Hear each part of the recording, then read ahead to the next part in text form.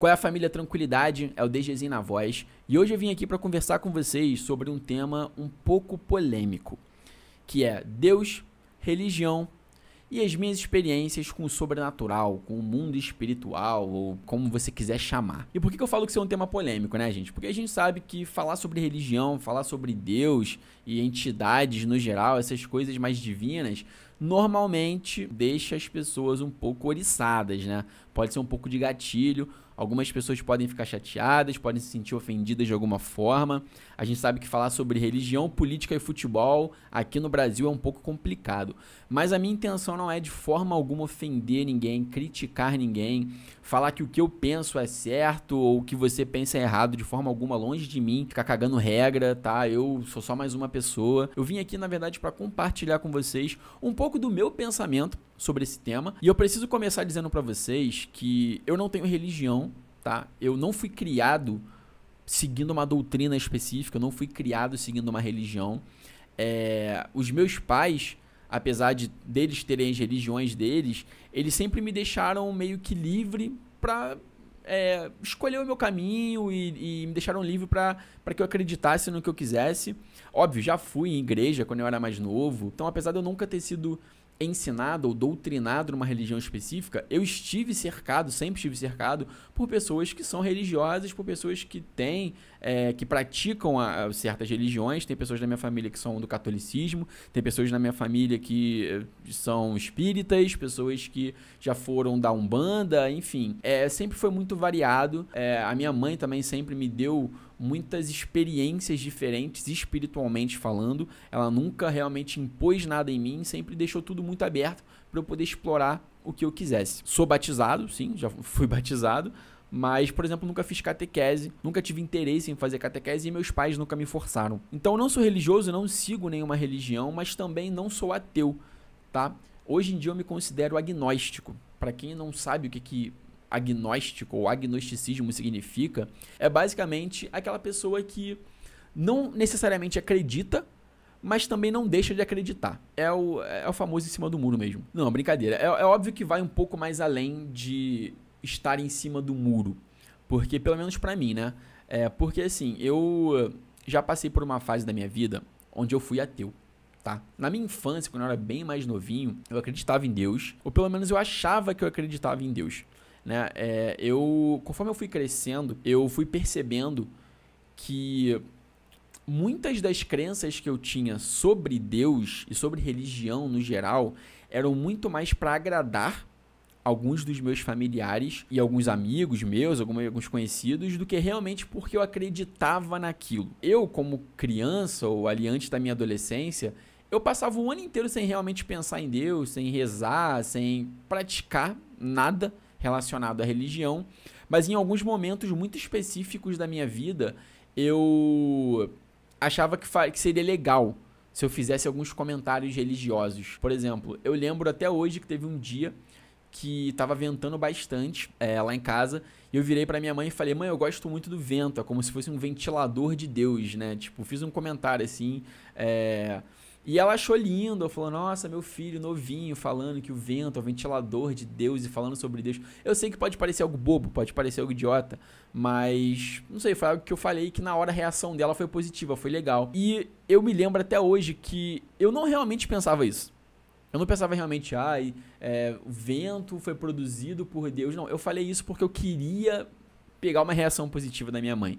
Eu falei isso conscientemente pensando, eu vou falar isso porque eu quero que a minha mãe ache bonito. Então, eu passei por essa fase da minha vida, assim, da minha infância, onde eu acreditava ou achava que eu acreditava em Deus, até o momento que eu percebi que na verdade eu só falava ou pensava essas coisas porque eu meio que me sentia na obrigação ou porque eu queria agradar os outros. E foi aí que a internet surgiu, a internet virou uma coisa muito mais comum na minha vida e eu comecei a pesquisar mais sobre religião, comecei a pesquisar mais sobre Deus, sobre várias teorias, sobre a Bíblia, enfim, até parei para ler a Bíblia algumas poucas vezes. E quando eu comecei a estudar um pouco mais sobre religião, sobre essas coisas, foi o momento que eu entrei na minha fase mais extremista. Eu entrei na fase em que eu era ateu, eu me considerava ateu. Que foi mais ou menos, durou dos 13, 14 anos de idade até os meus 20 e pouco, até alguns anos atrás. Então foi uma das maiores fases da minha vida onde eu não acreditava que poderia existir nada, eu não acreditava que poderia existir um Deus, ou anjos, ou um paraíso, um inferno. Eu não acreditava em nada disso, achava bobeira, achava a maior balela do mundo. E isso se deu muito porque eu comecei a pesquisar muito sobre igrejas e sobre religiões no geral. E é daí que entra um pouco do meu receio, né, com igreja, com religião.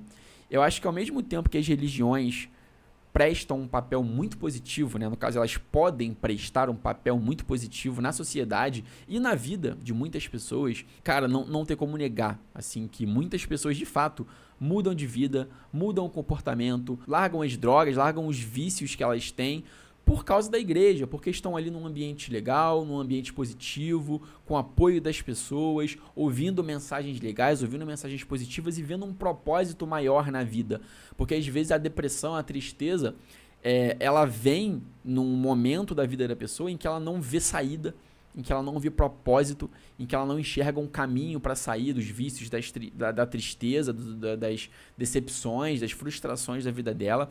E muitas vezes a religião ela pode ser um escape. A religião ela pode oferecer uma outra visão, né? Uma outra forma de enxergar a sua vida e de fato encontrar um propósito para estar vivo. Ela pode ter esse papel. Só que ao mesmo tempo, eu acho que a religião ela também tem um lado muito negativo, que é o lado muito regrado, que é o lado que age como se fosse um controle, e algumas religiões, na minha opinião, chegam a fazer uma espécie de lavagem cerebral com alguns dos crentes, né, das pessoas que acreditam. Não estou falando crente de evangélico, estou falando crente de quem crê. Eu acho que a igreja tem esses dois lados que se contrastam muito, né? Então, esse lado negativo da igreja, que apresenta muitas crenças limitadoras para as pessoas. A gente vê muitas notícias de pessoas que gastam todo o dinheiro delas com dízimo e dá não sei quanto pro padre, pro pastor e que não sei o quê.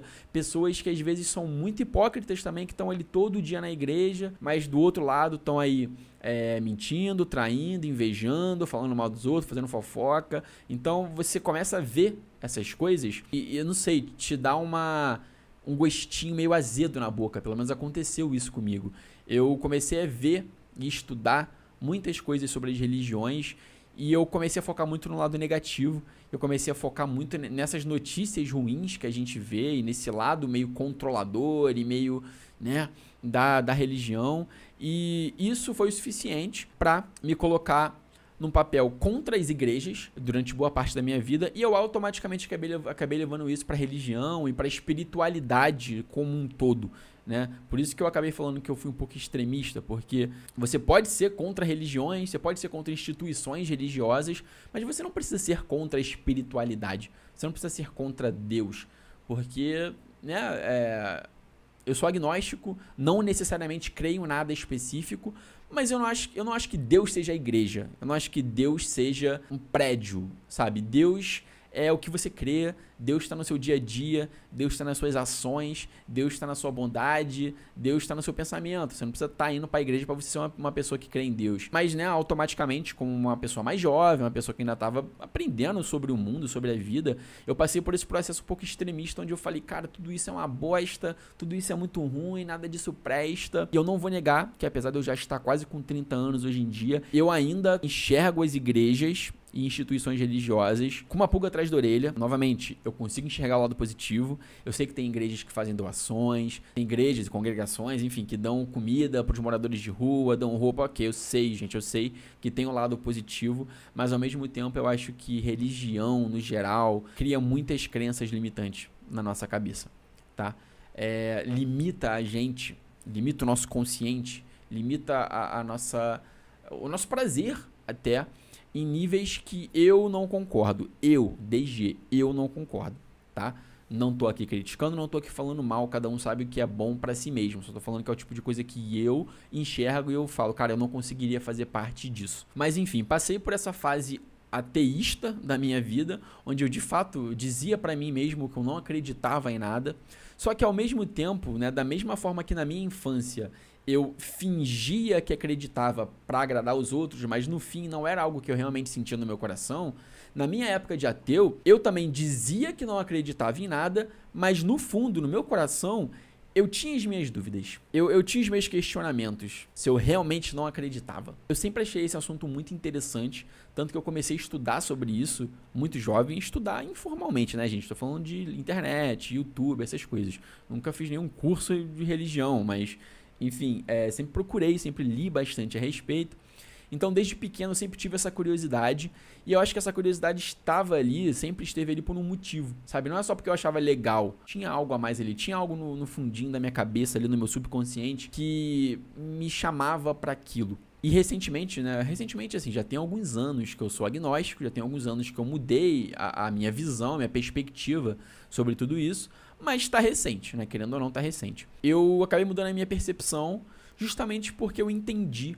Eu consegui sacar. O motivo pelo qual eu não podia mais me considerar ateu é porque eu vivi coisas na minha vida. Eu tive experiências espíritas, sobrenaturais, como você quiser chamar, que meio que não me permitiam não acreditar. Eu estava sendo hipócrita dizendo que eu era ateu quando eu, pessoalmente, já tinha vivido coisas na minha infância que eu não conseguia explicar sendo um ateu. Que eu não conseguia explicar somente com a ciência. Né? É óbvio que eu, querendo ou não, eu peso muito mais pro lado da ciência, tá? Eu vou ser honesto com você, eu sou um cara mais racional no geral, então eu tenho esse meu lado artístico, que eu gosto de gravar, eu gosto de editar, eu faço música, eu desenho, eu escrevo, eu tenho esse meu lado artístico que acaba casando muito com o meu lado espiritual também, mas eu também tenho uma parte muito grande de mim que é racional e que é científica, então eu gosto de coisas que eu consiga ver. Eu gosto de coisas que eu consiga tocar, eu gosto de coisas que eu consiga sentir fisicamente e não apenas viver no mundo do talvez exista, não sei o quê. Tá por aí, mas eu não consigo ver, sabe? Isso é uma coisa que ainda me deixa um pouco desconfiado. Então eu sempre peso um pouco mais pro lado da ciência, porque a ciência explica de forma muito mais prática o que a gente vê no dia a dia, né? A psicologia também funciona da mesma forma, né? Que é uma ciência, né? A psicologia. Então, existem casos, sim, onde a pessoa fala que ouviu uma voz, que viu isso, que sentiu aquilo, e que muitas vezes a psicologia pode explicar, sabe? Às vezes a pessoa tá emocionalmente abalada, psicologicamente abalada, e a gente sabe que o nosso cérebro é muito poderoso, o nosso cérebro é muito forte, ele projeta muitas coisas. Às vezes a gente vê o que a gente quer ver, a gente ouve o que a gente quer ouvir. Eu acredito nisso, gente. Eu acredito que existam situações assim. Mas ao mesmo tempo, eu já vivi coisas na minha infância que não me permitem dizer que não existe nada. Não existe nada, não existe nenhum tipo de espiritualidade. Não tem nada, não consigo mais. Na minha infância, eu via bastante vulto, né, quando eu era criança. Minha mãe e algumas outras pessoas já falaram que eu provavelmente tenho alguma espécie de facilidade para mediunidade. Não sei se eu ainda tenho, né? Porque hoje em dia realmente eu não vejo mais nada disso, mas pelo menos na minha infância, até quase a minha adolescência, ali, o começo da minha adolescência, eu talvez tivesse, né, uma facilidade para mediunidade.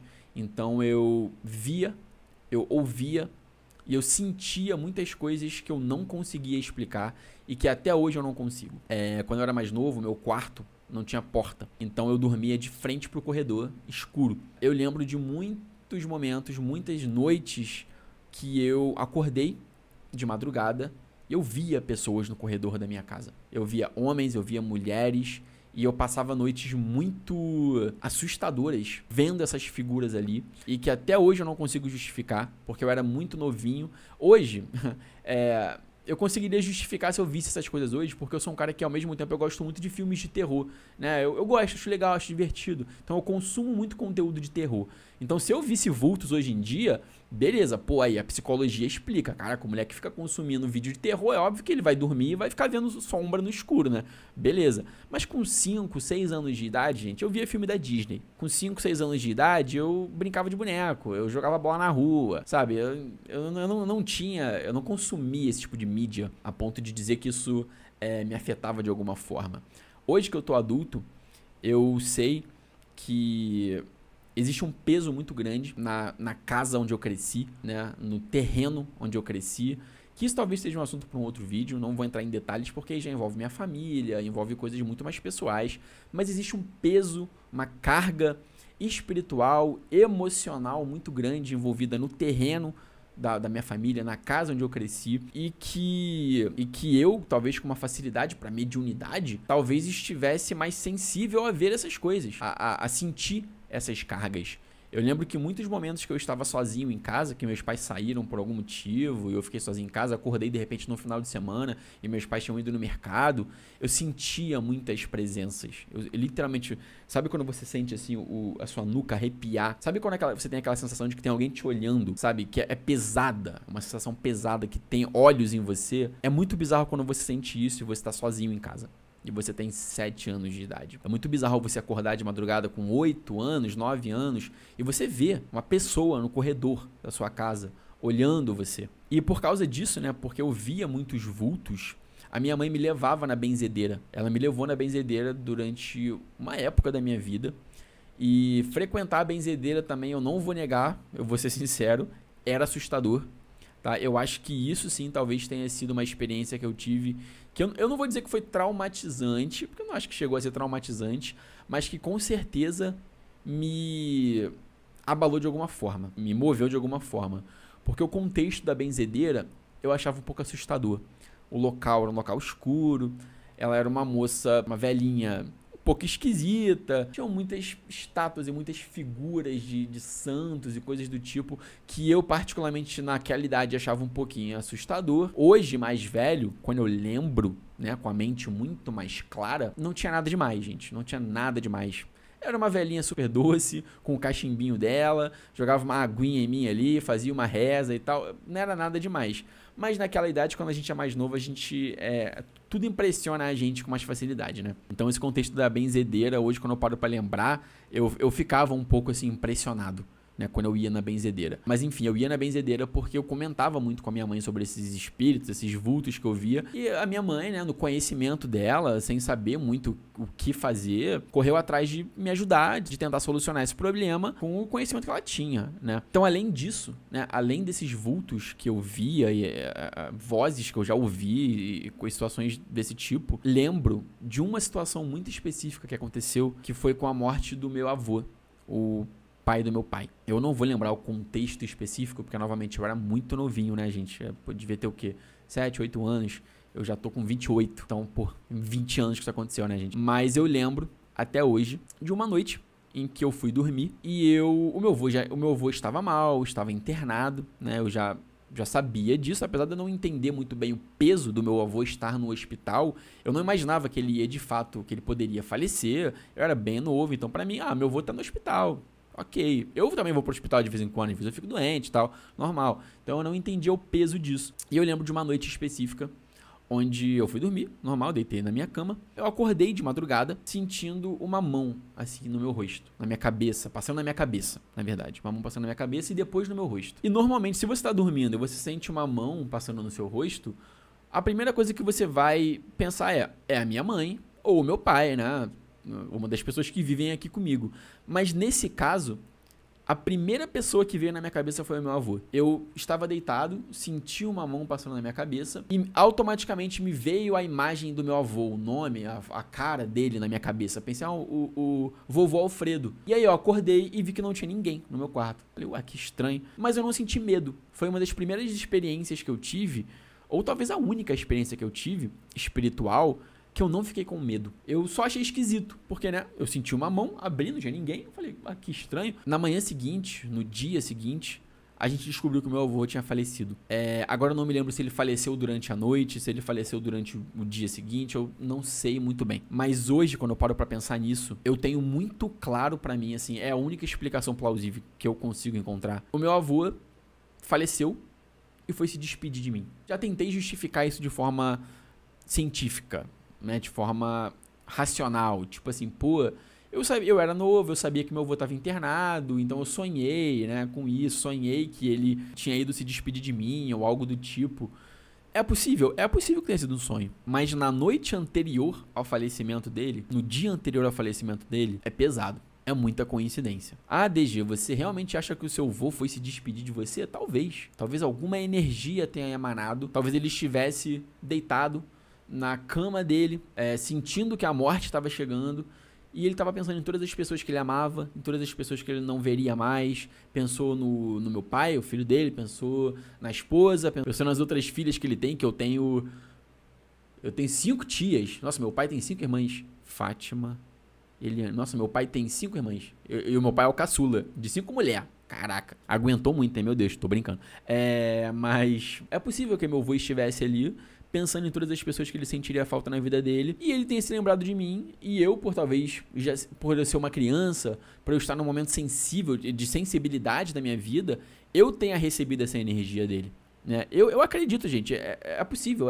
Eu acho que talvez seja real. E aí tem pessoas que... Eu já contei isso pra algumas pessoas e já me falaram, pô, mas talvez você só sonhou, talvez tenha sido um sonho. E quem disse que só porque aconteceu no sonho não é real? Não é só porque aconteceu num sonho ou dentro da sua cabeça que necessariamente quer dizer que não tenha sido real. A nossa cabeça, ela replica muitas coisas. Ela recebe energias. Quantas vezes você esteve num ambiente e você conseguiu sentir a energia do ambiente? Tipo, caraca, o clima aqui tá pesado. Ou às vezes você entra num lugar e o clima tá muito bom. Você fala, cara, que energia boa. Eu tô com os meus amigos, tô com a minha família, tá todo mundo feliz. E a energia, a atmosfera do lugar, você consegue sentir. Aos meus 28 anos de idade, eu já vivi coisas que me provaram. Não me provaram, né? Porque eu não tenho provas. Mas que já me mostraram o contrário. E que me fazem questionar se realmente a vida é só isso aqui que a gente tá vendo. Sabe, a vida, pô, é sério, é só isso. Só tem isso aqui. Nós, seres humanos, apesar de sermos extremamente inteligentes, a espécie mais inteligente do mundo, nós ainda assim somos muito limitados. Quando você para pra pensar, até mesmo de forma científica, vocês sabiam que apenas 5% dos nossos oceanos, do mar que existe no nosso planeta, foi explorado?